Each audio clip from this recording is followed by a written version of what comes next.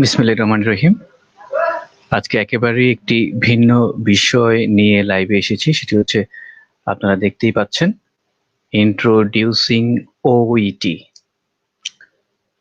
তো এই বিষয়টি আসলে আমরা কেন করব? আমাদের জন্য আসলে ওইটিটা কি প্রয়োজন নাকি প্রয়োজন না, কিংবা আমরা এটা করব কি করব না?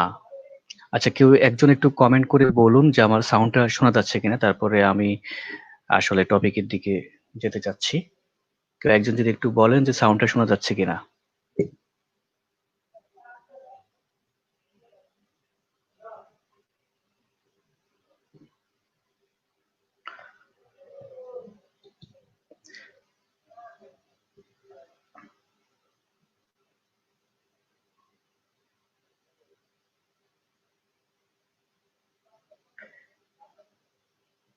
আমরা আজকে কথা বলবো ওইটি নিয়ে। সম্প্রতি অনেকের মাঝে ওইটি সম্পর্কে আগ্রহ দেখা যাচ্ছে। তো ওইটি আমি স্পেশালিস্ট না, আমি প্রথমেই তাহমিনা সাদেকা শোনা যাচ্ছে। ওকে, থ্যাংক ইউ। তাহলে আমরা শুরু করতে পারি।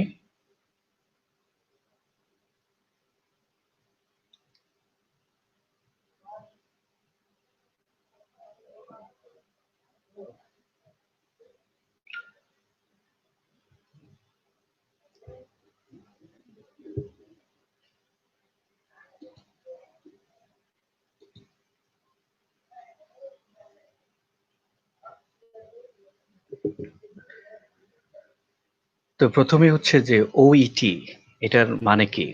অকুপেশনাল ইংলিশ টেস্ট, যেটা আমরা সবাই জানি। ওইটি মানে হচ্ছে অকুপেশনাল ইংলিশ টেস্ট। এবং এটা কাদের জন্য? এটা আমি কি আসলে আমার করা উচিত বা আমি করব না, বা এই কোর্সটা কোথায় করব, কোথায় করলে ভালো, কিভাবে আমরা প্রতারণার শিকার থেকে বাঁচতে পারি, এ বিষয়ে আপনাদের কিছু জানানোর চেষ্টা করব। প্রথমে বলে নিচ্ছি, আমি ওইটি স্পেশালিস্ট না, আমি নিজেও ওইটি করিনি।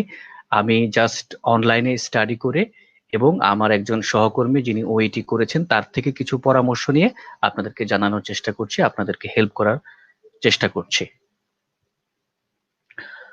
তো আমরা যদি দেখি যে OET is an international English language test that assesses the language communication skills of healthcare professionals who seeks to register and practice in an English speaking environment. অর্থাৎ একজন হেলথ কেয়ার প্রফেশনাল যিনি ইংলিশ স্পিকিং এনভায়রনমেন্টে কাজ করতে যাবেন তার জন্য ওইটি। ওইটিটা সবার জন্য না। আইএলটিএসটা যেমন সবাই করতে পারে, ওইটিটা সবার জন্য না। Which is trusted by regulators, hospitals, and universities in the UK, Ireland, Australia, New Zealand, Dubai, and Singapore as proof of ability to communicate effectively. এটা কার্যকরভাবে এই সকল রাষ্ট্রে কাজ করার জন্য কার্যকরভাবে চেষ্টা করে, শুধুমাত্র যারা হেলথ কেয়ার প্রফেশনাল আছে তাদের জন্য। আমার পরিচয় দিয়ে নিচ্ছি, আমি একজন সিনিয়র স্টাফ নার্স হিসেবে কাজ করছি বাংলাদেশের ঢাকা মেডিকেল কলেজ হাসপাতালে।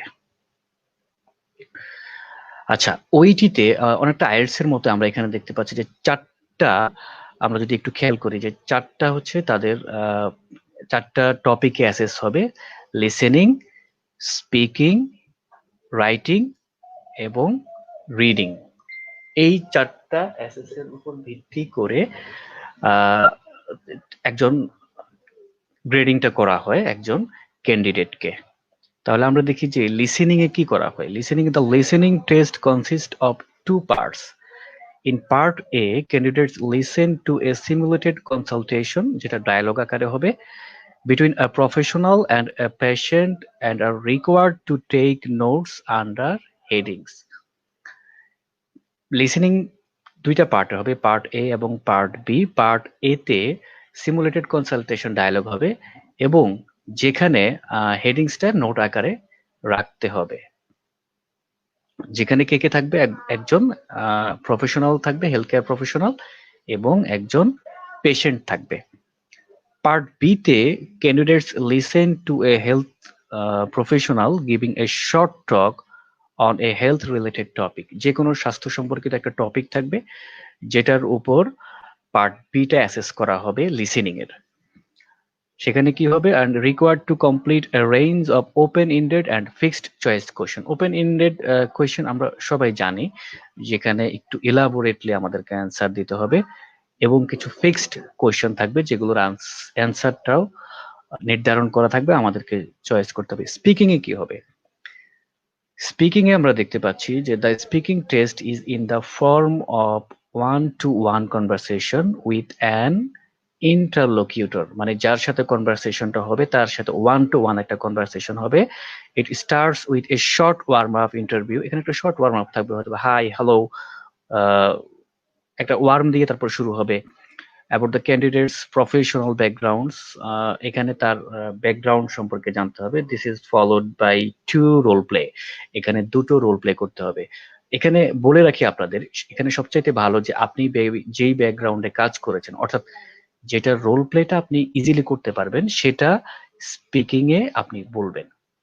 আপনি যদি পেডিয়াট্রিকে কাজ করেন তাহলে পেডিয়াট্রিকের রোল প্লে করতে হবে, তার মানে আপনি পেডিয়াট্রিকই বলবেন, আপনি আবার আইসিইউ বলতে যাবেন না। যেটা আপনি করেছেন ব্যাকগ্রাউন্ডে সেটাই আপনার প্রকাশ করতে হবে। Candidates have 2 to 3 minutes to prepare for each role play.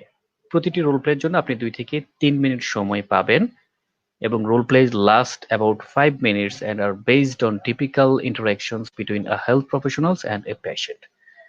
এবং আপনি রোল প্লেটা করার জন্য সময় পাবেন 5 মিনিট, অর্থাৎ প্রিপারেশনের জন্য সময় পাবেন 2 থেকে 3 মিনিট, এবং প্রেজেন্টেশনটা করার জন্য সময় পাবেন 5 minute.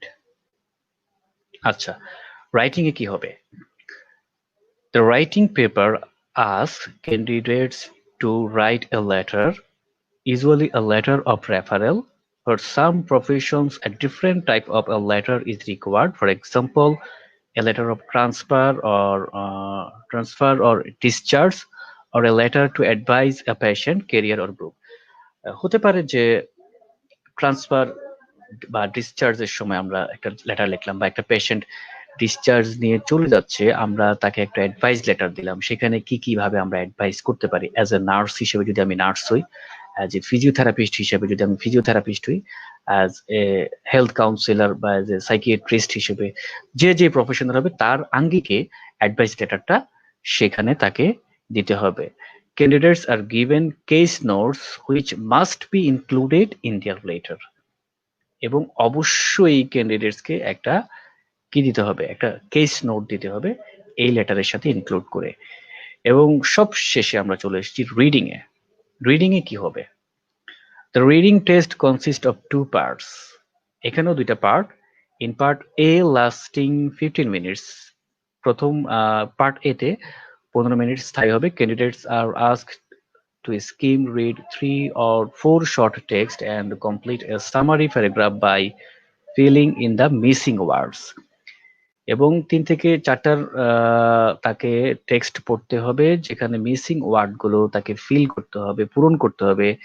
It is designed to test the reader's ability to scan text within a time limit. অর্থাৎ নির্দিষ্ট সময়ে একজন রিডার এটা পড়তে পারে কিনা, বুঝতে পারে কিনা, সেটা এই সিগমেন্টে টেস্ট করা হবে। Source information from multiple text, যেখান থেকে মাল্টিপল টেক্সট থেকে তার ইনফরমেশন গুলো নিতে হবে, অ্যান্ড সিনথেসাইজ ইনফরমেশন, এবং সেগুলোকে সিনথেসাইজ করতে হবে। In part B lasting 45 minutes, part B তে হচ্ছে 45 মিনিট, যেখানে candidates are ask to read two passage on a general health care topic. একটা সাধারণ হেলথ কেয়ার টপিক থেকে দুটো টপিক থাকবে, এবং যেখানে 8 থেকে 10টা মাল্টিপল চয়েস থাকবে, তার মানে দুটোতে মিলে 8 8 16 কিংবা 10 10 20টার মতো থাকবে, সর্বোচ্চ 20টা। It is design to test the readers ability to read and comprehend longer text. Comprehend মানে হচ্ছে হৃদয়ঙ্গম করতে পারছে কিনা একজন রিডার ওই টেক্সটটা পড়ার পর, সেটা এখানে অ্যাসেস করা হবে। এবার আমরা দেখি scoring. Each of the 4 subtests that make up OET are graded A to E, where A is the highest grade and E is the lowest. There is no overall grade. এখানে গ্রেডিংটা করা হবে A থেকে E পর্যন্ত, যেটা IELTS এ করা হয়। IELTS এ যেমন 6, 7, 8, 9 এরকম। এখানে সেরকম না, এখানে এ থেকে ই পর্যন্ত, যেখানে এ হচ্ছে সর্বোচ্চ এবং ই হচ্ছে সর্বনিম্ন। আচ্ছা, এ আমরা যদি দেখি, এইতে কি বলছে, very high level of performance, very high level of performance. বিটাও high level of performance, able to use English with fluency. কিন্তু সিতে আমরা দেখি যে গুড লেভেল, সিটা গুড লেভেল বলছে, বাট স্পষ্ট লেখা আছে যে however not acceptable to a range of health and medical council. অর্থাৎ আপনি যদি সি পান, আপনি কাউন্সিল থেকে অনুমতি পাবেন না ওই দেশের। তার মানে আপনার ওইটি সি করলে আপনি আসলে ভালো জব হয়তো নাও পেতে পারেন।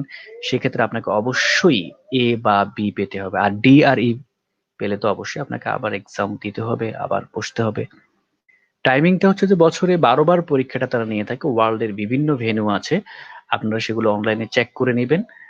আহ যেটা আপনার জন্য কনভেনিয়েন্ট হয়, যেখানে আপনি সহজেই পরীক্ষা দিতে পারবেন, সেখানে আপনি পরীক্ষায় বসবেন। Results are published online approximately 16 business days. 16 কার্য দিবসের মধ্যে রেজাল্ট পাবলিশ করা হবে আফটার দ্য টেস্টটা নেয়ার পর। Official statements of results are sent out in the post following the release of online results. There is no overall grade. Candidates receive separate grades for each subtest। আর এখানে কোনো overall grading system দেওয়া হবে না, 4টা সেগমেন্টের জন্য আপনাকে আলাদা আলাদা ভাবে অ্যাসেস করা হবে। এখন আপনার জন্য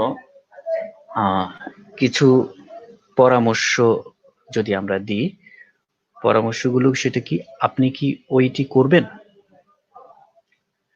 প্রথম কথা হচ্ছে আপনি কি আসলে বাইরে যেতে চাচ্ছেন কিনা, এটা হচ্ছে প্রথম ব্যাপার। তারপর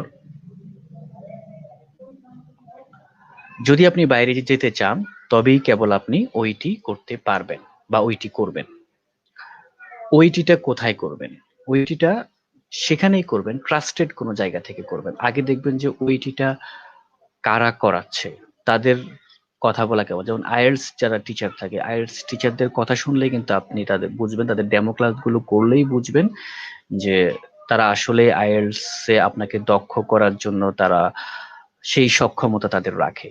সেক্ষেত্রে ওইটি যারা করাবেন, সেক্ষেত্রেও আপনি তাদের সাথে কথা বলে নেবেন, যে টিচাররা থাকবেন তাদের আসলে ওইটি করা আছে কিনা।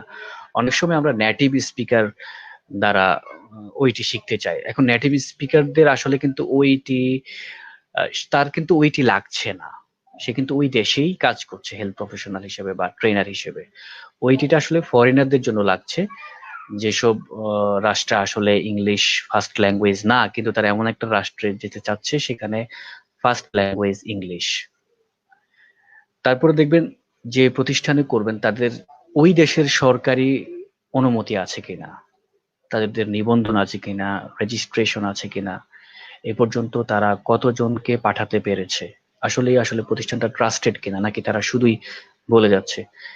এসব কিছু মিলিয়ে দেখবেন ওইটিটা শুধুই একটা টেস্ট।